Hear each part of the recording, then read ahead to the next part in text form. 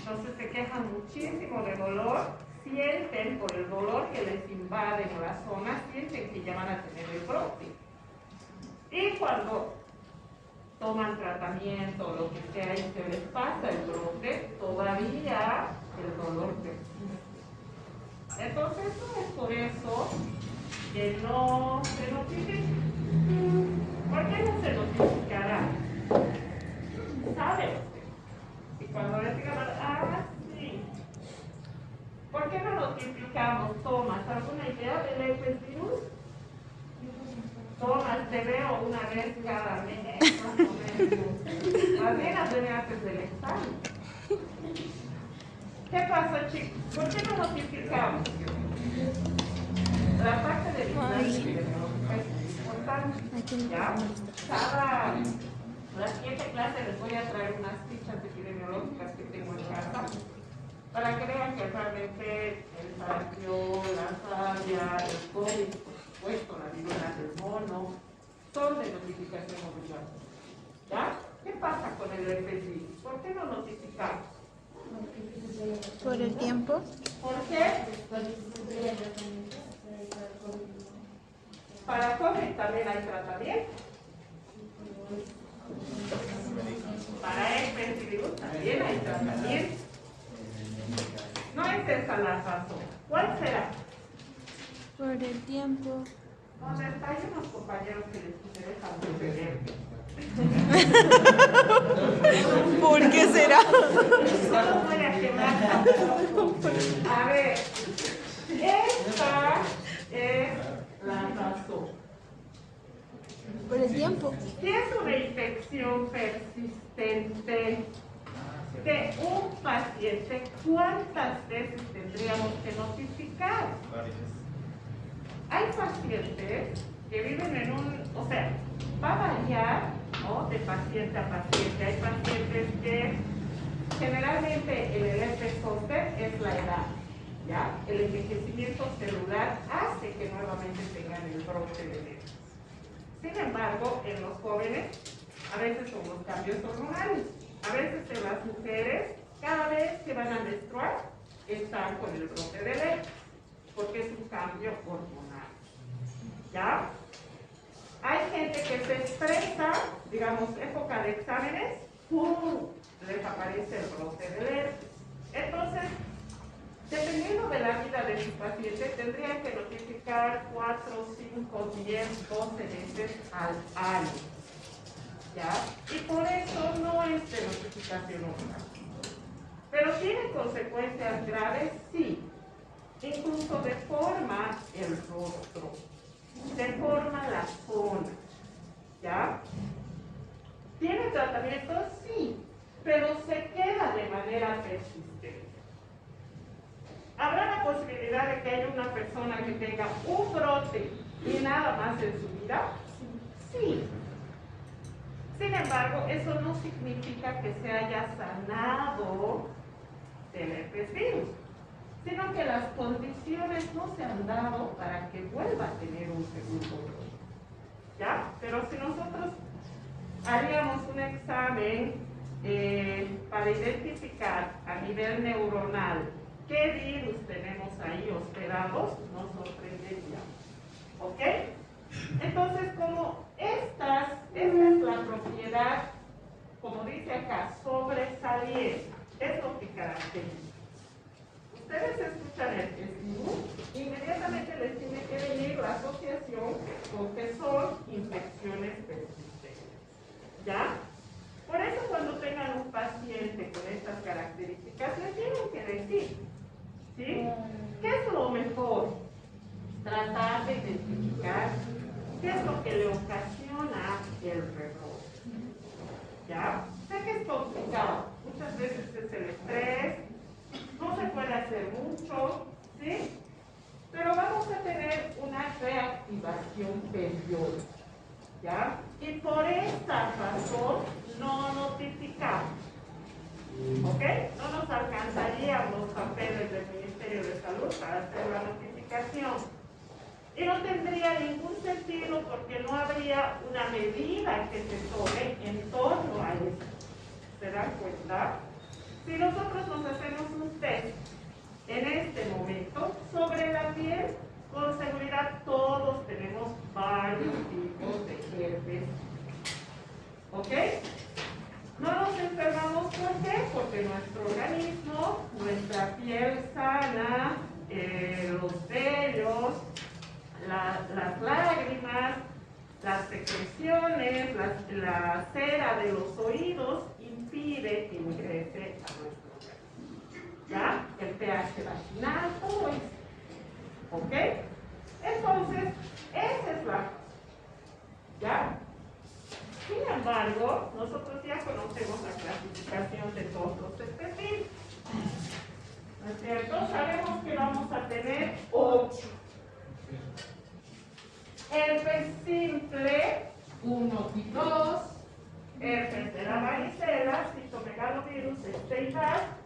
Herpes virus 6 y 7. Y el herpes 8 relacionado con el sarcoma de Kaposi. ¿Ya? Esos son los que nos van a afectar. ¿Cuáles son sus generalidades? Que son viriones esféricos, tienen una cápside icosaédrica, genoma de DNA, más de 35 proteínas alrededor del virión, la envoltura contiene glucoproteínas virales.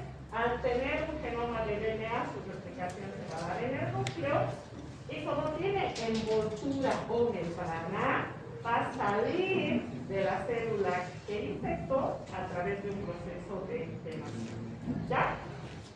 Características: establece infecciones latentes.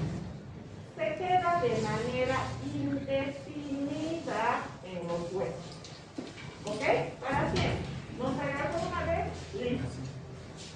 La reactivación frecuentemente se da cuando hay una inmunodepresión, cuando hay fiebre, cuando hay cambios hormonales, cuando hay envejecimiento. Y el hecho de tenerlos de manera constante hace también que algunos de estos sean causa de cáncer. ¿Ya? Ya sabemos que necesita sí o sí ingresar al núcleo para su replicación porque el genoma es de DNA. Y que después de tener el ensamblaje vamos a tener necesariamente una exocitosis por gemación, ya que arrastra la envoltura de la célula a la cual ingresa. ¿Ya? Ahora, tenemos 3 subfamilias: los alfa herpes virinae, los beta herpes virinae y los gamma herpes virinae. En los alfa están el 1 y el 2, que son los más conocidos, los más frecuentes. El 3, que es el de la varicela. En los gamma está el 4 y el 8. Y en los beta el 5, 6 y 7. Además de la enfermedad que ocasiona, las células diana generalmente son las mucoepiteliales. Por eso tenemos el brote a nivel de piel. ¿Ya?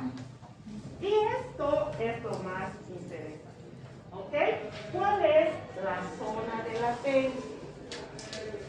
El 1, 2 y 3 se queda de manera latente a nivel de neurón.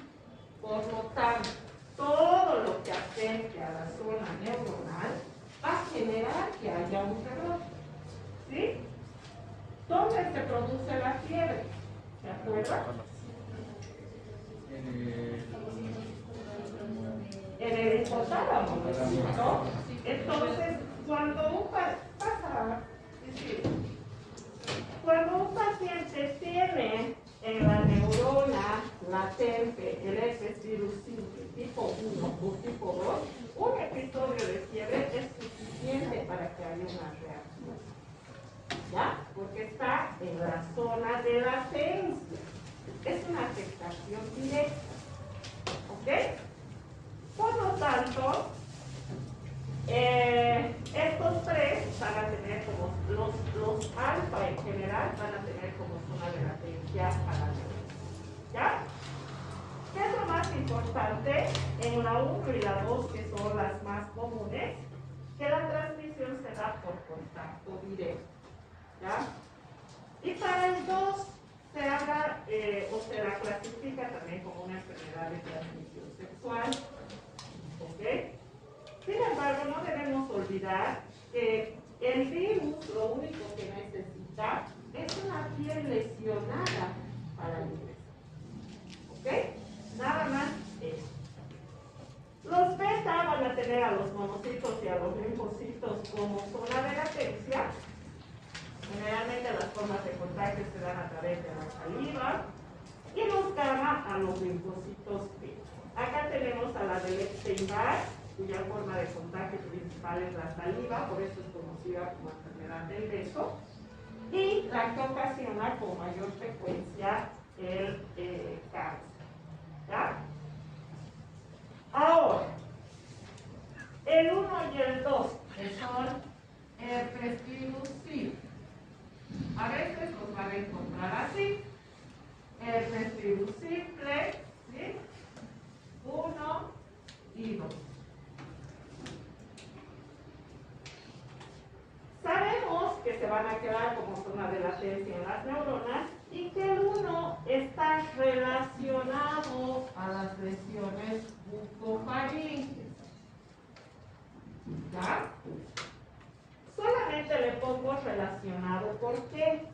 Porque vamos a tener la posibilidad de encontrarlo en muchas zonas. ¿Ya? Y el 2 es el asociado al herpes genital. Pero acá hay un cuadrito, ¿sí? Donde nosotros podemos ver, por ejemplo, que el herpes virus simple tipo 1, además de los problemas orales, porque tiene un brote generalmente alrededor de la boca, nos va a provocar gingivoestomatitis, es decir, vamos a tener una infección a nivel de las encías, amigdalitis, por supuesto, afección a los labios. Sin embargo, puede estar presente más adelante, ¿ya? Ocasionándonos faringitis, esofagitis, traqueobronquitis. Por otro lado, la queratoconjuntivitis o el herpes ocular e incluso encefalitis, justamente porque está de manera latente a nivel neuronal. Y cuando las reactivaciones son constantes, podemos ocasionar una encefalitis. ¿Ya? El brote en esta parte de acá, de los pectorales, es conocida como herpes de los gladiadores y también se identifica al herpes virus tipo 1. ¿Ya? Herpes de los gladiadores por las luchas que existen, ¿no es cierto? O los que practican este tipo de deportes, donde es un deporte de contacto a través de las del uso de las colchonetas, ¿no? No sé si es box, boxing, no sé qué tipo de deportes se practican ahora. Sin embargo, en la antigüedad se conocía como herpes de los gladiadores por el brote que tenían en esta zona de la lesión. ¿Ya? ¿Se puede encontrar el herpes simple tipo 1 a nivel genital? Sí. En las lesiones genitales también. No solamente vamos a tener, el 1 es el labial, bucofaríngeo, y el 2 es el genital. No. Ambos tipos de herpes simple pueden estar presentes en lesiones genitales. ¿Ya? El panadizo es esta parte de acá, ¿ok? Alrededor de la uña, generalmente en los pulgares. Se conoce como panadizo y se ha identificado muchas veces principalmente en los dentistas. ¿Ok? ¿Por qué? Porque ellos hacen un trabajo de manejo de instrumentos y todo esto con las manos. Y hasta antes del coronavirus, eran muy pocos dentistas que utilizaban guantes para la piel, ¿no? Entonces, obviamente, en la zona de los pacientes, el contacto es mayoritario. Y por eso se conoce como panadizo. ¿Ya? Entonces, si ustedes escuchan panadizo, herpes de los gladiadores, problemas a nivel de faringe, oral, queratoconjuntivitis o encefalitis, pueden ser ocasionados por el herpes simple tipo 1. ¿Ok? Ahora, el 2 está generalmente esté asociado a la zona genital, perianal, por eso es considerado como una enfermedad de transmisión sexual, también puede estar presente en las lesiones orales. ¿Ya? A nivel de meninges, en el panadizo también, y es el causante del herpes simple neonatal. ¿Ya? Entonces, el 1 y el 2 nos vamos a acordar siempre que de preferencia nos vamos a encontrar en la zona bucal y en la zona genital. Sin embargo, el solo hecho de tener lesiones y la presencia del herpes puede ubicarlos en cualquier otra parte del cuerpo. ¿Ya? Puede haber un herpes genital con herpes simple tipo 1, sí. Puede haber un herpes oral con herpes simple tipo 2, también. ¿Ok? Y quien nos ayuda, pues obviamente es laboratorio, para hacer la identificación exacta del tipo. ¿Ya? Bien. Toda la transmisión de los herpes se va a dar por contacto de una persona susceptible con un individuo que esté excretando. Esa es la razón por la que no todos en el aula tenemos herpes, ¿sí? Porque necesitamos un individuo susceptible. ¿Ya? Necesita el virus superficies mucosas o heridas en la piel para iniciar la infección. Para el herpes simple tipo 1, la transmisión se da a través de las gotitas respiratorias. Se puede dar a través del beso, por supuesto que sí. ¿Ya? Es más, la carga viral es mayor que por la gotícula alar. ¿Ya? El caso es que cuando hay contacto directo con la saliva infectada, ya es duro, ¿no? Los genitales, el herpes simple tipo 2, va a producir una infección latente a nivel de ganglio sacro, ¿sí? Y la replicación viral se presenta primero en el sitio de infección, es decir, en el lugar por donde ha habido el contacto. El que está infectante en ese momento. Si yo tengo herpes labial, tengo un brote, ¿sí? En ese momento mi saliva contiene biliones. Ahí soy una persona que estoy excretando. ¿Ok? La saliva, si ahorita yo no tuviera barbijo, por ejemplo, y empiezo a caminar por todo el curso, al hablar, estoy emitiendo gotículas de saliva. Y si yo estaría con un herpes, ¿no es cierto? Las gotículas les llegarían a todos ustedes. No todos se van a enfermar porque no todos son susceptibles. Es decir, ustedes son jóvenes, tienen buen sistema inmune, pero basta, aunque sean jóvenes, que tengan otra enfermedad, un resfrío, algo que les baje las defensas, ya se convierten en personas. ¿Ya? Entonces, imagínense si están con alguna lesión en la boca, es decir, en un beso apasionado de alguien que está epético. Ya la transmisión se da. ¿Ok? Es fácil, es muy simple. ¿Ya? La transmisión es muy simple. Obviamente a nivel genital necesitamos el contacto de las relaciones íntimas, ¿ya? Y que haya una lesión también en la zona. ¿Ok? Bien. Entonces, vamos a tener acá unas imágenes. Los síntomas: fiebre, ardor de garganta, lesiones vesiculares ulcerativas. El hecho de tener lesiones en la zona de la faringe siempre va a conducir a que haya un cuadro de anorexia, ¿sí? Faringitis o amigdalitis. Y esta es la lesión característica. ¿Ya? ¿Cómo reconocemos una lesión herpética del restor?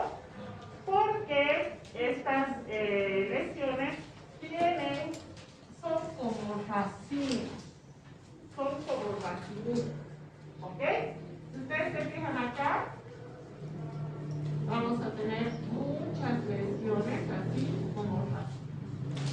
¿Ya?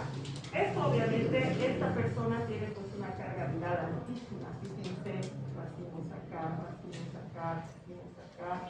prácticamente toda la zona. ¿Ya? Algunas personas les aparece un cuadro más simple. Solamente algo así sobre el labio y pasa. ¿Ok? Entonces, cuando hablamos del herpes tipo 1, estas lesiones tienen que pasar por un proceso que tarda entre 8 a 10 días. ¿Ya? ¿Qué pasa en este proceso? Se pasa de una zona de pus, acá, como pueden ver acá, se va a formar una costra y posteriormente en el día 6, 7 aproximadamente se derrama la costra. Y esta lesión, más o menos que queda así, está quedando así, totalmente desaparece y no deja cicatriz. ¿Ya? Si tenemos un herpes recurrente a nivel labial, digamos, un herpes simple tipo 1, ¿cómo nos favorece el tratamiento? Lo único que hace el tratamiento, que es en realidad una antiviral, que la ciclovir es perfecto para los herpes simples, va a ser el disminuir estos días. ¿Ok? Una vez que la paciente tiene el brote o el paciente tiene el brote, puede aplicarse aciclovir. ¿Ok? Y en lugar de estar de 8 a 10 días con todo el proceso, 5 días, 4 días ya desaparece. ¿Ok? Sin embargo, esa desaparición solamente es la sanación de las costas, ¿no? Porque el herpes sigue latente en la costra. ¿Ya? Bien. La queratoconjuntivitis es por las lesiones que se dan en el ojo, ¿ya? De las más duras y peligrosas que he visto dentro de lo que son el herpes simple. Y la 2, que más o menos va a tener una mayor duración. ¿Ya? En lugar de 8 a 10 días, aquí hablamos de 20. ¿Ok? Pero esto es por la zona afectada. ¿Ok?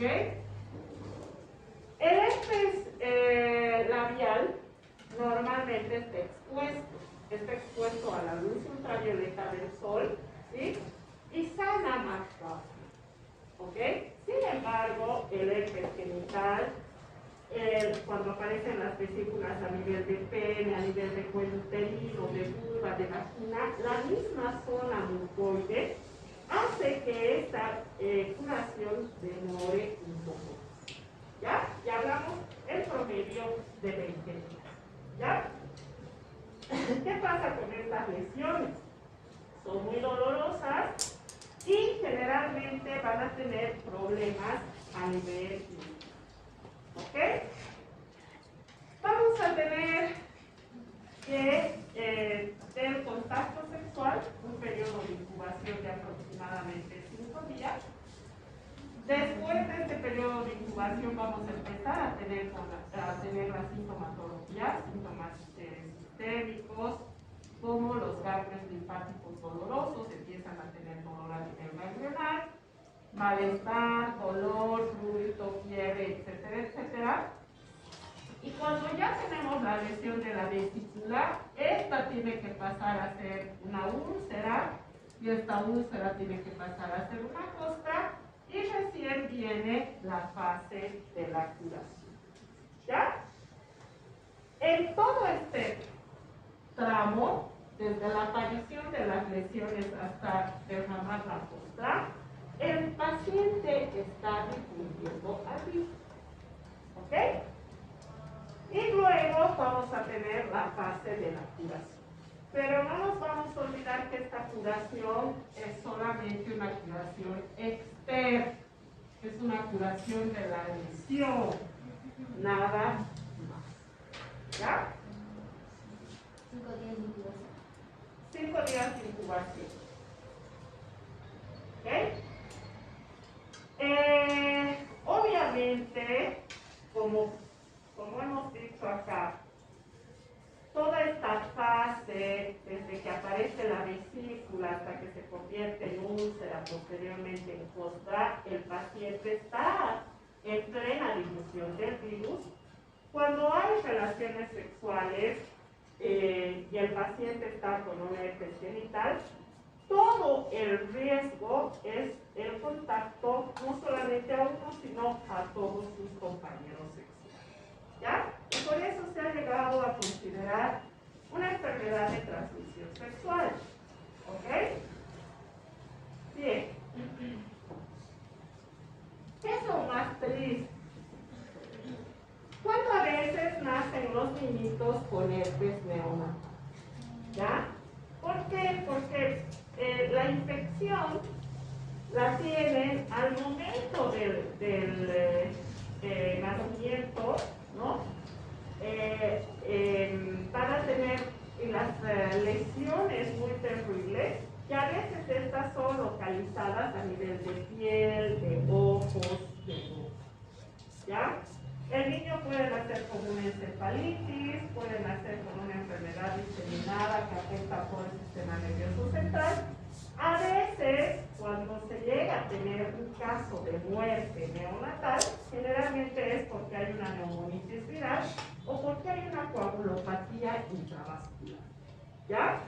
¿Cuál es el problema? Estas lesiones que se dan en estas zonas. Recordemos que el organismo del niño es muy pequeño.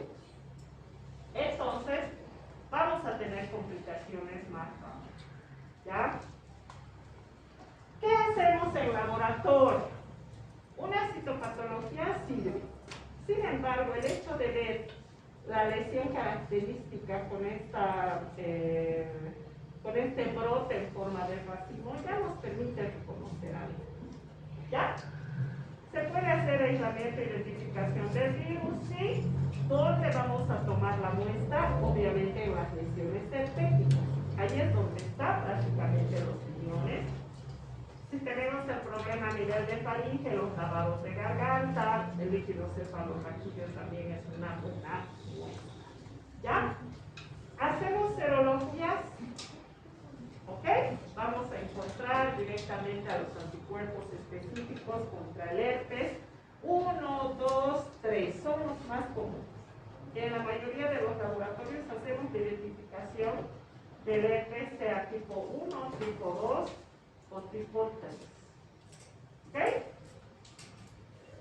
¿Cuál es nuestro tratamiento? El aciclovir. Y como se trata de una infección casi generalizada, no se requiere de receta, es de venta libre.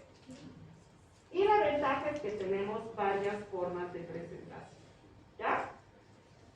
El aciclovir oral combinado con el aciclovir tópico da muy buenos resultados en el herpes. ¿Ok? Porque les ayuda muchísimo a soportar el dolor a los ancianos. Generalmente son los ancianos los que tienen estas cosas. ¿Ya?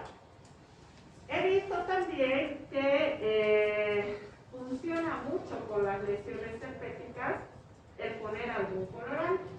La violeta de genciana, la tintura de yodo, que juntamente con la luz ultravioleta de los rayos solares hace que la cicatrización sea más rápida. ¿Ya? Sí. Bien. Entonces, el aciclovir, el valaciclovir y la vidalalina son inhibidores a nivel de la replicación de genomas. ¿Ya? No tenemos valaciclovir ni vidalalina en nuestro medio. El aciclovir es el mejor, el más usado y el que tenemos a la vez. ¿Ok? ¿Nos va a curar el aciclovir? No. Solo nos va a cortar el tiempo de recuperación. ¿Ya? Y va a reducir, por supuesto, las recurrencias del herpes. ¿Ya? Hay pacientes que sienten que ya van a tener el brote y empiezan a tomar su aciclovir. O en la zona, porque es en la misma zona donde tienen el brote, principalmente del herpes zóster, ¿ya? Generalmente siguiendo el curso de un ganglio. Lo más común que viste es acá en la espalda, ¿sí? Y sienten que ya van a tener el brote. Es una sensación, una picazón en la zona. Entonces empiezan a tomar el aciclovir y muchas veces esta actividad suprime la lesión. ¿Ya? Ya no existe el brote tan débil. ¿Ok? Bien. El herpes simple tipo 3 es el de la varicela. ¿Ya? ¿Qué tenemos con la varicela? También una erupción generalizada. Es decir, el brote se da en todo el organismo y principalmente a nivel de las mucosas. ¿Ok? Varicela, no tenemos edad para varicela. Normalmente tenemos las infecciones cuando somos niños, ¿sí? Y el zóster que se convierte en una enfermedad incapacitante. ¿Ok? Principalmente en adultos. ¿Ya? Acá el exantema es generalizado. Acá el exantema simplemente se dirige a una sola zona. Por eso hay distribución limitada, ¿ya? Hacia lo que es un ganglio sensorial. ¿Son similares a las de la varicela? Sí. El brote es el mismo. ¿Ok?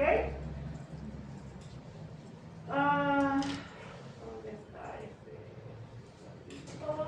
Acá vamos a tener infección de la mucosa del tracto respiratorio superior. Generalmente el contagio se da por este lugar, con un periodo de incubación donde va a haber una viremia primaria, con una replicación a nivel de ganglios linfáticos, y después, con la viremia secundaria, hay replicación a nivel de hígado, de vaso y otros órganos. Esta fase de acá, entre el día 10 y el día 15, va a empezar a ser el periodo de contagio. ¿Ok? A veces el paciente empieza a tener fiebre y al día siguiente ya le aparece la erupción vesicular. Entonces, por eso también los contagios son tan abundantes, principalmente en la primaria. Cuando hay un niño que tiene varicela, el contagio es a muchas personas del curso, porque el periodo de contagio inicia antes de la erupción vesicular. Entonces no hay modo de saber. El niño está simplemente con sintomatología de fiebre, sintomatología de malestar, sintomatología de a veces se les quita mucho el apetito, y cuando ya aparece la erupción vesicular, prácticamente el contagio, la diseminación ya se dio. ¿Ok? Con la varicela zoster, empezamos entonces a nivel de mucosa respiratoria. Vamos a tener una viremia primaria con replicación en el hígado y en el vaso. Y luego una viremia secundaria que va a llevar el virus hacia lo que es la piel y las mucosas, ¿sí? Y ahí es donde aparece la erupción generalizada. Por eso tenemos lesiones en toda la piel. Se dan cuenta, no solamente a nivel de órganos. Y las lesiones son similares a las del herpes labial. También tienen como el racimo. ¿Ok?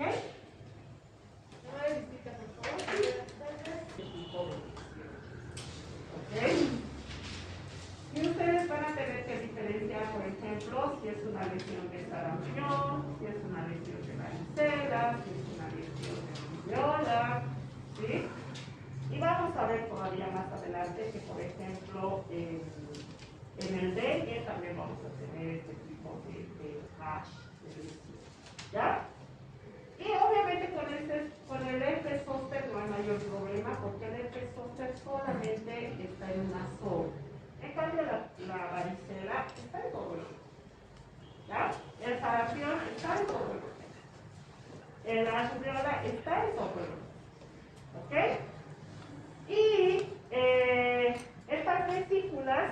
también van a pasar a ser costas y van a pasar, obviamente, a suturas.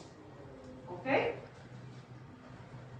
Por eso, cuando existe esta etapa de replicación en el hígado y en el vaso, el virus ya está saliendo a nivel de las costas. ¿Okay? No necesitamos tener a nuestro paciente con todas las lesiones en piel para pensar que está infectado. Antes ya vamos a tener este proceso de contagio. ¿Ya? El zóster va a tener lesiones cutáneas idénticas a la varicela. Hay una inflamación aguda a nivel de nervios y de ganglios sensoriales.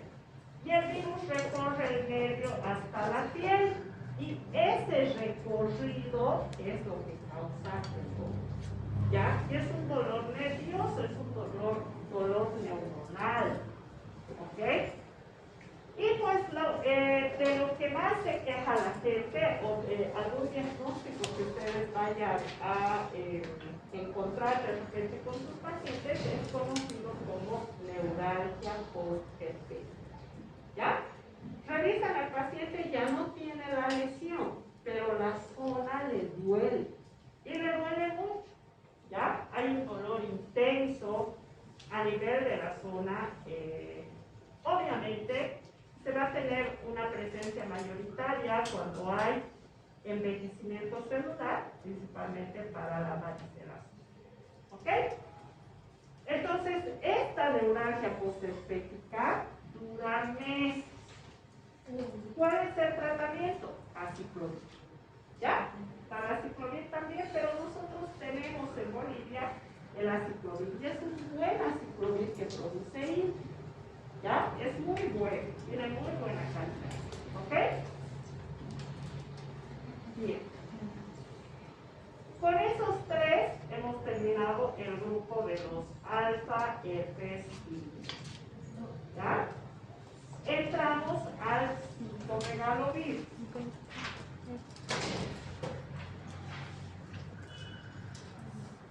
Ya el nombre, cuando nosotros oímos citomegalovirus, nos hacemos idea de que vamos a tener algo grande, ¿no es cierto? Inclusiones citomegálicas grandes. Y vamos a ver acá, voy a mostrarles antes de que sigamos.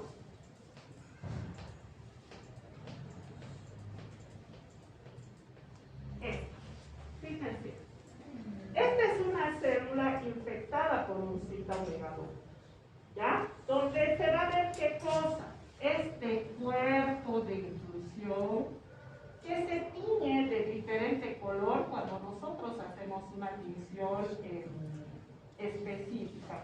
Generalmente se usa la tinción del Papa Nicolau o una tinción básica alcalina, ¿ya? A veces la tinción rápida de las placas de hematología también sirve, porque nos permite hacer este contraste e identificar, ¿ok? Entonces, en una vista se puede apreciar que esta célula está siendo infectada por un citomegalovirus porque hay este cuerpo de inclusión basófilo. ¿Ya? ¿Qué significa basófilo? Que este cuerpo de inclusión ha tenido la capacidad de atraer al colorante y por eso vemos la diferencia.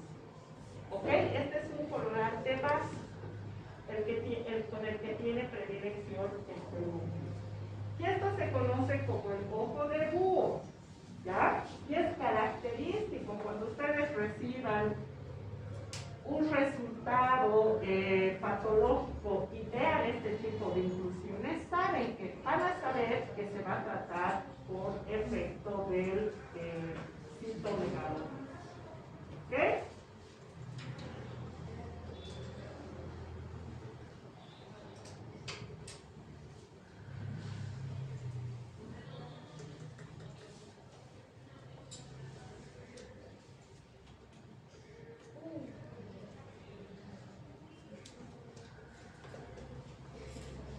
Bien.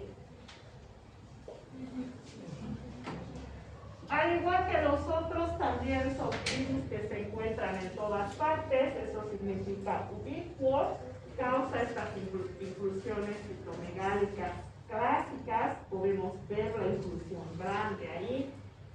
Y el problema con el citomegalovirus es que nos va a causar infecciones congénitas.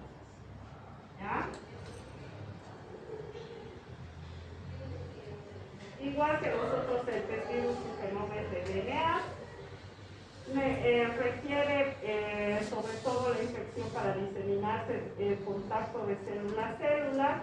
La característica es que produce este efecto citopático característico. Por eso se dice citomegalovirus, porque este efecto citopático es conocido como el ojo de Buda. ¿Ya? Forman inclusiones citoplasmáticas perinucleares, eso lo hace mayor aún, y vamos a tener que puede haber transmisión a través de la placenta, transmisión a través de una infección intrauterina o a través de las secreciones cervicales. ¿Ok? En el lactante o el niño, la leche, la saliva, las lágrimas y la orina también son causa de contagio frecuente, y en el adulto generalmente la transmisión sexual. ¿Ya? Puede haber a través de las transfusiones de sangre o de los trasplantes de órganos que no han sido bien identificados antes de la transfusión. ¿Ok? Entonces, a través de la transmisión sexual, ¿por qué? Porque el citomegalovirus también está presente en el sexo. ¿Ya? Vamos a tener una diferenciación entre lo que son huéspedes normales y lo que son huéspedes inmunosuprimidos. Obviamente, ¿no? En los huéspedes normales, el citomegalovirus se va a transmitir de persona a persona con un periodo de incubación más o menos de un mes, causando infección sistémica. ¿Sí? Es muy parecido a la mononucleosis. Y a veces ustedes solamente tienen la manera de identificar esto a través del recuento diferencial de un hemograma. ¿Ya? Características clínicas van a ser similares a las de un resfriado común, a las de un herpesvirus tipo 1, tipo 2, etc. Sin embargo, en el hemograma, la elevación de los monocitos tiene que alertar sobre la posibilidad de estar ¿ya? La mayoría de las infecciones son subclínicas, no vamos a tener mayor problema porque estamos hablando de los huéspedes normales. Sin embargo, en los huéspedes inmunosuprimidos, las infecciones van a ser más graves. ¿Ok? Y la mayor complicación siempre va a ser la neumonía. Acá, cuando hablamos de las infecciones congénitas o perinatales, vamos a tener que pocas veces va a haber un daño fetal, ¿sí? Y en el pacientito se va a quedar de manera subclínica, aunque sea de manera crónica, porque el efecto va a ser generalizado. ¿Ya? ¿Dónde se contagia? Generalmente en el tracto genital, cuando la madre presenta secreciones, o incluso a través de la leche materna. Entonces, ese es el problema con este tipo de virus, que los vamos a tener presentes en las infecciones, en la saliva, en el semen, en la leche, y por ende el contagio es mayor. ¿Ya? La ventaja, ¿cuál es? Que la mayoría son también de manera asintomática. ¿Ok? ¿Qué vamos a tener clínicamente hablando? Malestar general, dolor muscular, fiebre y una afección a nivel hepático, ¿no? Linfocitosis, obviamente acompañado de monocitosis, siempre haciéndonos relación a que estamos frente a un caso viral. Linfocitos elevados, monocitos elevados. ¿Ok? Es lo que se conoce como virus izquierdo. ¿Ya?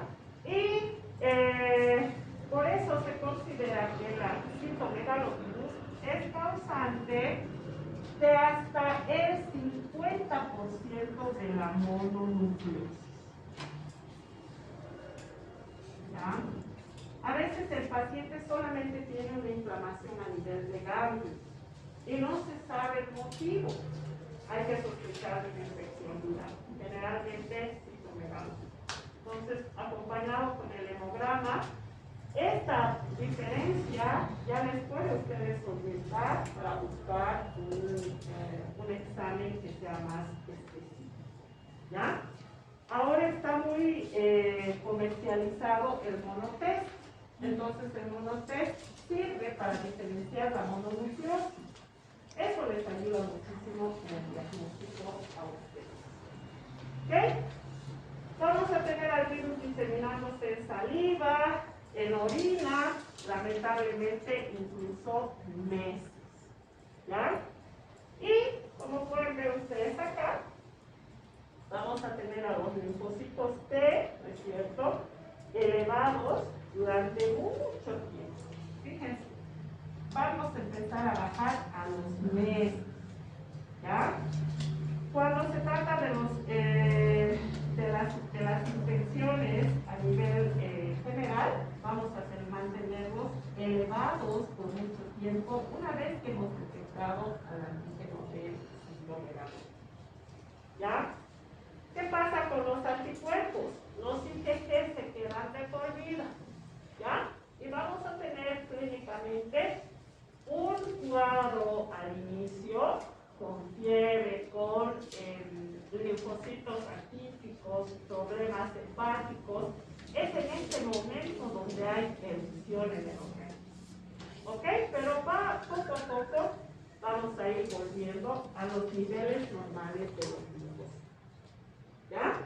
Por eso, aunque el hemograma parezca un examen muy de rutina, es muy importante que ustedes identifiquen bien la interpretación. ¿Ya? De entrada, con hacer una diferenciación entre una infección bacteriana y una infección viral. Y dentro de la viral, la monocitosis les ayuda mucho en cuanto a la mononucleosis infecciosa y al citomegalia. ¿Ok? Vamos a tener que, muchas veces vamos a tener una hepatoesplenomegalia y por eso también nuestro paciente va a presentar ictericia. ¿Ya? Presencia de petecias en la primera fase y lamentablemente lesiones a nivel del sistema nervioso central que se quedan de fondo. ¿Ya? Los anticuerpos, como en todas las enfermedades, una subida y una bajada de la IgM y la IgG que se queda de fondo. ¿Ya? Generalmente, las petequias están muy asociadas también al daño hepático. ¿Ya? No nos olvidemos que las plaquetas tienen mucha relación con el estado de salud de un hígado. Si el hígado está saludable o si el hígado tiene alguna afección, vamos a tener la presencia o la disminución de plaquetas. ¿Ya? Estas petequias, ¿qué son?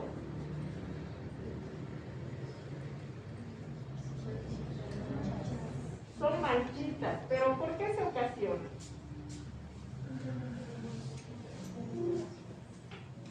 ¿Por qué se ocasionan? Las petequias, ¿por qué se ocasionan? ¿Por qué aparecen estas manchitas? Porque tenemos un problema a nivel de las plaquetas. ¿Ya? Cuando el paciente está con un problema a nivel hepático, acuérdense que los factores de la coagulación van a estar afectados. Y esto lleva a que el nivel de plaquetas también disminuya. Entonces, con una simple pruebita que vamos a aprender cuando veamos el dengue hemográfico, que se llama prueba de brazo, hacemos presión en el brazo del paciente y automáticamente empiezan a aparecer los puntos, las petequias. ¿Ya?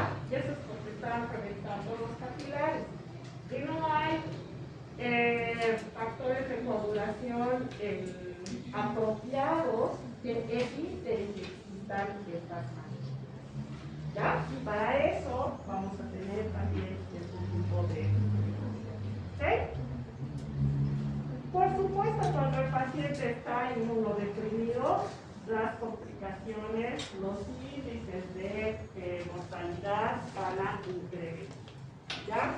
Principalmente, ¿por qué? Porque hay una neumonía como complicación más frecuente.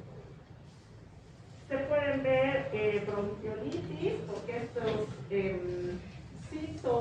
estas células grandes van a también tener un compromiso a nivel de los bronquios. ¿Ok? Se observa aterosclerosis cuando hay un trasplante, por ejemplo, de corazón con megalovirus, gastroenteritis, coriorretinitis, que puede llegar incluso a una ceguera. ¿Ya? Entonces vamos a tener a nivel de estos capilares, que son los capilares más delgados, es cierto que tenemos a nivel del ojo, a nivel del riñón, una afectación que nos va a ocasionar problemas de piel. ¿Ya? Por tanto, cuando tenemos infecciones congénitas, ¿cuáles van a ser las características? Retardo de crecimiento intrauterino, el bebé, el feto está con ictericia, hepatoesplenomegalia, hay trombocitopenia, vamos a tener menor cantidad de plaquetas, y microcefalia e incluso reptiles. ¿Ok? Entonces, estas consecuencias son terribles para el niño. ¿Ya? Imagínense microcefalia, un problema que le va a llevar muchas veces a la ceguera, ¿no? O con secuelas tardías en un porcentaje considerable. ¿Ok? El resumen: fuentes de infección, leche materna, orina, saliva, semen, secreciones cervicuterinas, etcétera, etcétera, que ocasionan una infección uterina, y si la mujer está embarazada, una infección placentaria, que va a ocasionar una transmisión fetal sintomática en un 20 a 40%. ¿Ya? ¿Cuáles son estos síntomas? Retraso de crecimiento uterino, microcefalia, ictericia, hepatoesplenomegalia, de las cuales hasta un 80% se quedan con una lesión permanente, que va a ser retraso mental, sordera, ceguera. Esta retinitis va a terminar en una ceguera e incluso la muerte en un 20%. ¿Ok? Entonces, hay razón, ¿sí? La crianza antigua no permitía que los niños estén en contacto con el resto de la gente, por lo menos los primeros 15, 20 días, ¿ya? Incluso al mes, a los 2 meses. Sin embargo, ahora los tiempos han cambiado y uno ve a las mamás, ¿no? Desde el momento que salen del hospital o de la clínica donde han tenido al bebé, pues hablan con su bebé de arriba abajo, en el trabajo, etcétera, etcétera. Y pues lamentablemente a veces la exposición es mayor, ¿ya? Para estos niños. Se puede dar de manera sintomática también y presentar, cuando es de manera sintomática, secuelas tardías. ¿Sí? Los niños que a veces tienen dificultades para el aprendizaje, puede ser debido a una infección con megalovirus cuando estaba neonato. ¿Ok? Entonces, estas consecuencias son terribles. Ya, imagínense sordera, dificultades para el aprendizaje, ¿ya? Bien. Vamos a tener la formación de anticuerpos específicos, tanto en mucosas, por eso está la IgA, como las acostumbradas IgM e IgG. ¿Ya? Cuando la madre tiene anticuerpos, por supuesto hay mayor protección para el bebé, ¿sí? Y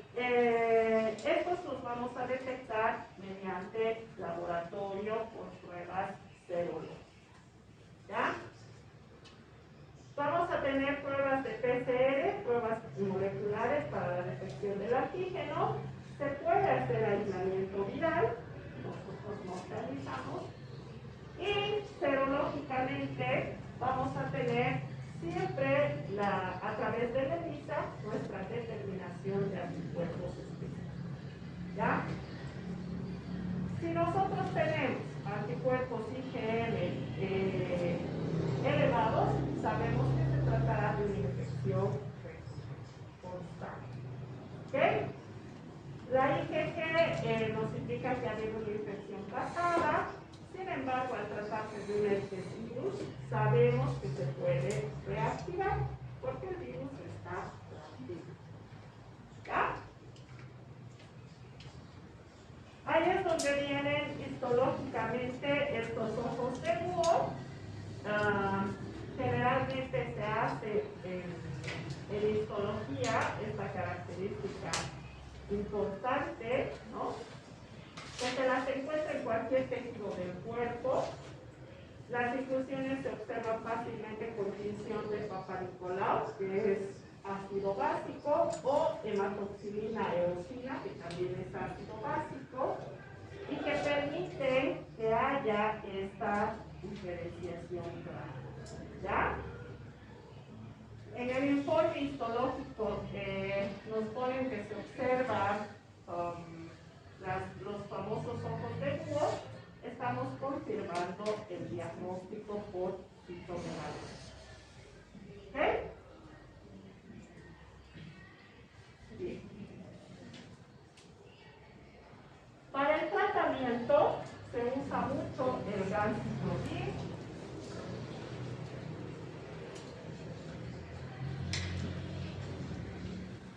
El Foscarnet, acá solamente manejamos el ganciclovir. A veces se usa mucho como tratamiento ocular el Foscarnet. Y no tenemos todavía vacunas. Estas están en estudio, están todavía en etapa de fabricación, pero no hay ningún adelanto sobre esto.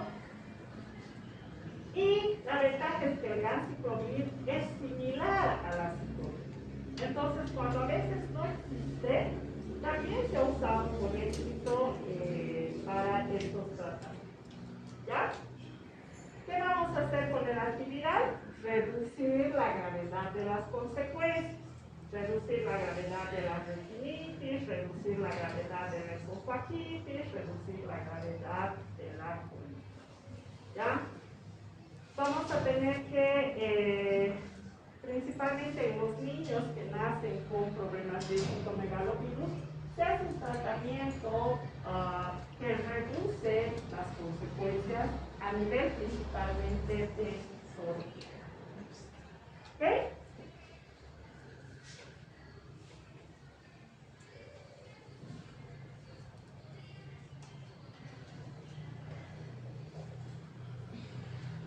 El otro, el del Epstein-Barr.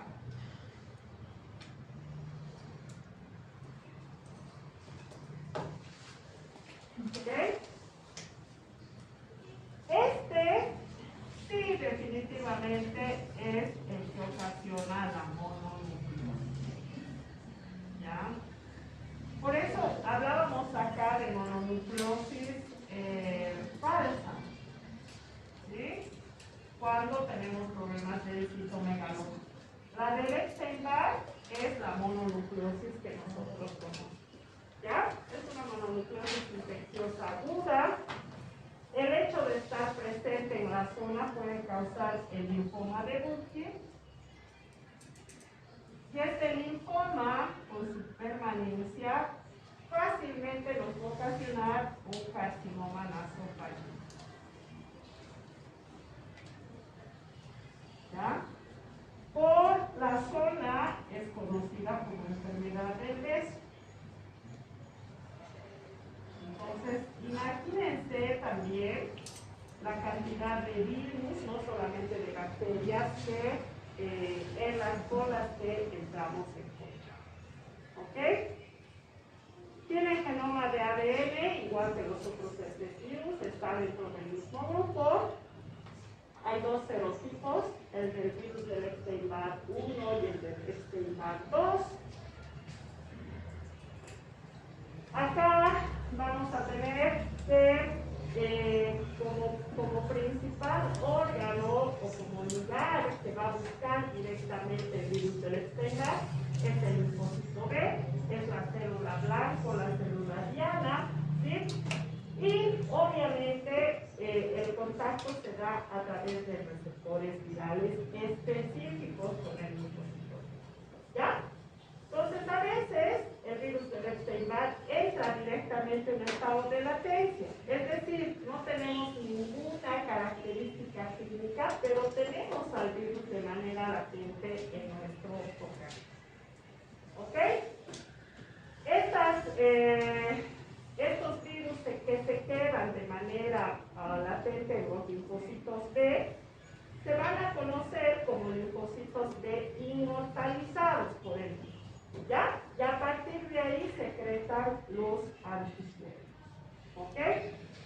Hay una replicación a nivel de la bucofaringe, de la glándula parótida, la afección es siempre en toda esta zona, a nivel de cuello uterino también, y por eso están muy relacionados con los problemas linfoproliferativos. ¿Ya? Vamos a tener, en cuanto a los antígenos virales, tres clases. Aquellas que sintetizan antígenos de fase latente, los que tienen antígenos iniciales, ¿sí? Y los que tienen antígenos son conocidos como antígenos tárgicos. ¿Ok? Entonces, como directamente el virus del Epstein-Barr entra al linfocito B y sin ningún cuadro clínico se inmortaliza, va a generar desde acá, desde esta posición, va a generar antígenos latentes. ¿Ya? Porque directamente entra a la fase latente. Otros que son los antígenos iniciales, ¿sí? Donde todavía no hay una replicación a nivel de DNA, sin embargo, empieza con una replicación productiva. ¿Ok? Vamos a tener antígenos latentes, antígenos iniciales y los tardíos, ¿sí? Donde vamos a tener prácticamente como componentes a las proteínas de la cápside viral, ya los de la velocidad. Normalmente en laboratorio identificamos a los antígenos tardíos, ¿ya? Porque vamos a tener facilidad de reactivos que nos permitan identificar al virus de Epstein-Barr con sus antígenos tardíos. ¿Ya? Después de haberse inmortalizado, después de haberse replicado, nosotros ubicamos directamente la cápside, al igual que con el antígeno nasal del COVID, y en la envoltura a las glucoproteínas, al igual que las pruebas de biología molecular. ¿Ya? ¿Qué tenemos como infección primaria? En la forma de contagio, saliva infectada. Y desde la faringe hacia todo el cuerpo. ¿Ok?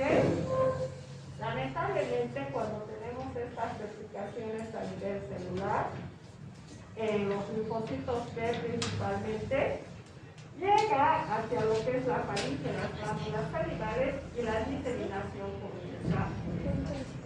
¿Ya? Ese es el problema del Epstein-Barr y por eso su relación con el carcinoma nasofaríngeo. ¿Ok? A veces,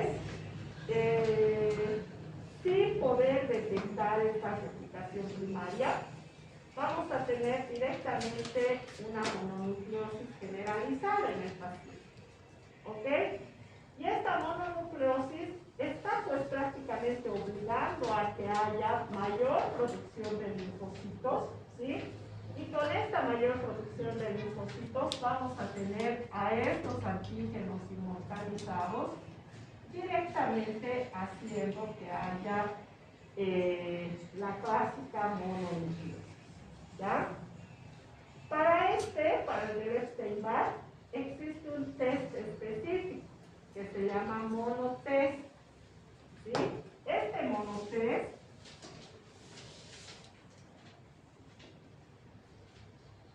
también va a usar, por supuesto, el principio de todas las pruebas inmunológicas con un antígeno, con un anticuerpo específico que nos va a lograr detectar al virus de Epstein. ¿Ya? ¿Son pruebas que existen en el laboratorio? Sí. ¿Que son comunes? También. A veces los pacientes simplemente vienen con los ganglios inflamados y no se sabe la causa que está produciendo esto. Ustedes piden un monotest y ya desechan o aciertan con el diagnóstico de la mononucleosis. ¿Ya? Bien. Generalmente en los niños las infecciones son subclínicas, generalmente en los adultos, en los jóvenes es donde vamos a tener una mononucleosis infecciosa. ¿Ok?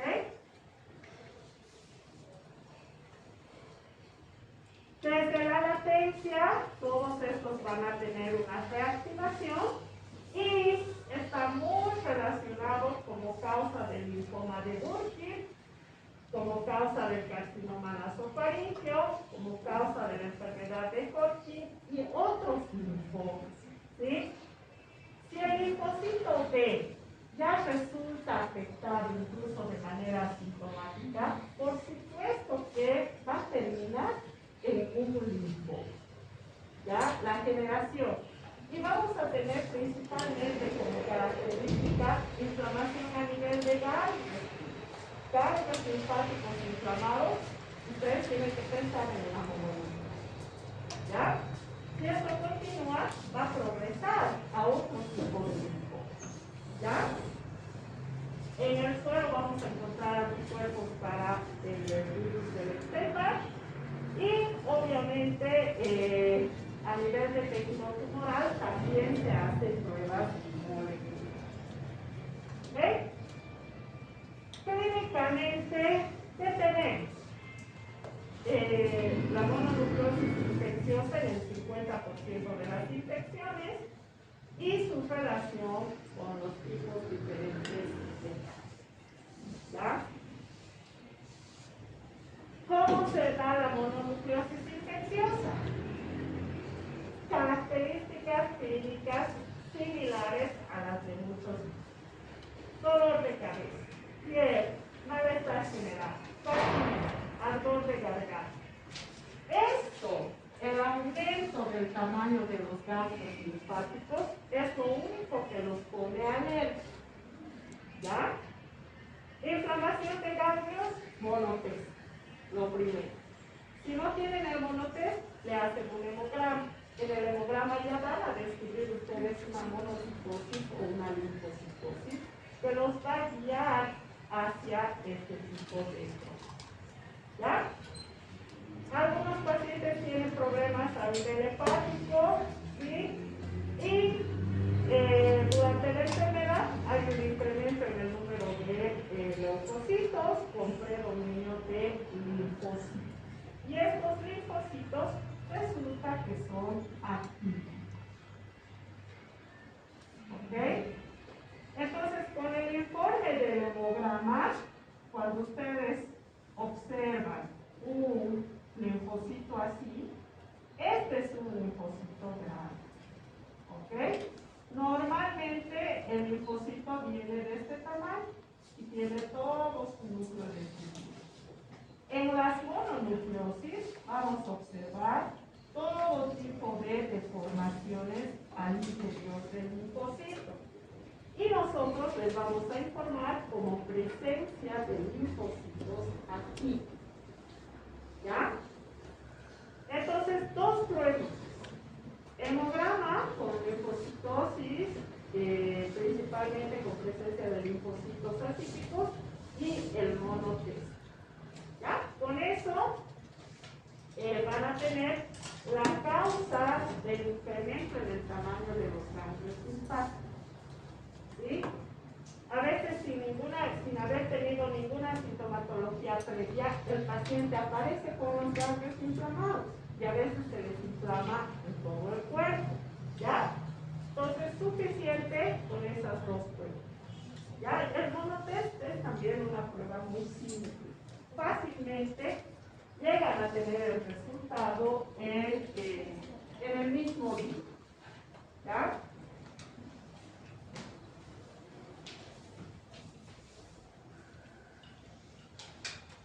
Además de la mononucleosis, vamos a tener leucoplaquia pilosa bucal y el linfoma de Burkitt. ¿Ok?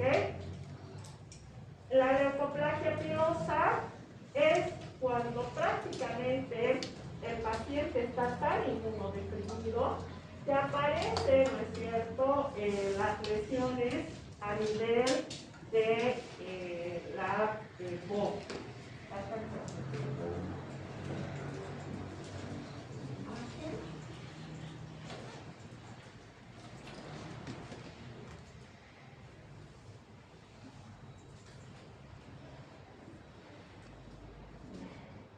Directamente en la presentación de archivero.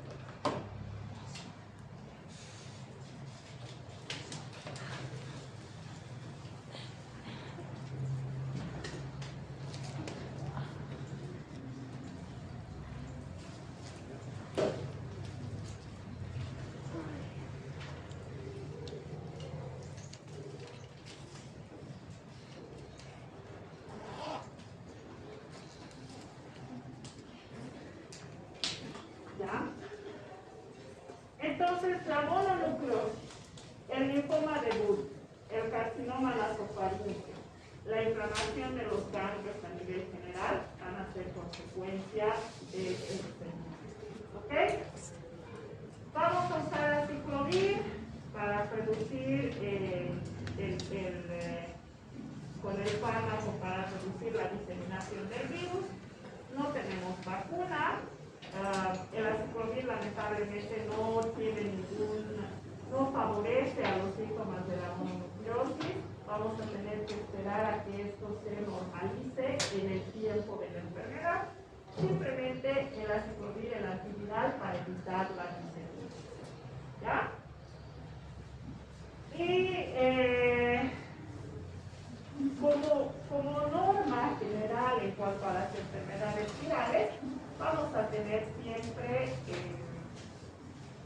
el aislamiento del paciente identificado. ¿Ya? No nos olvidemos que todas estas enfermedades, el hepatitis tipo 1, el tipo 2, el 3, el 4, el 5, las gotículas de saliva van a ser nuestra principal fuente de transmisión y las consecuencias, como ustedes ven, no son simples, ¿no? Principalmente cuando hay afectaciones a nivel de los neonatos, las consecuencias son graves, porque en el adulto esto puede pasar incluso de manera asintomática.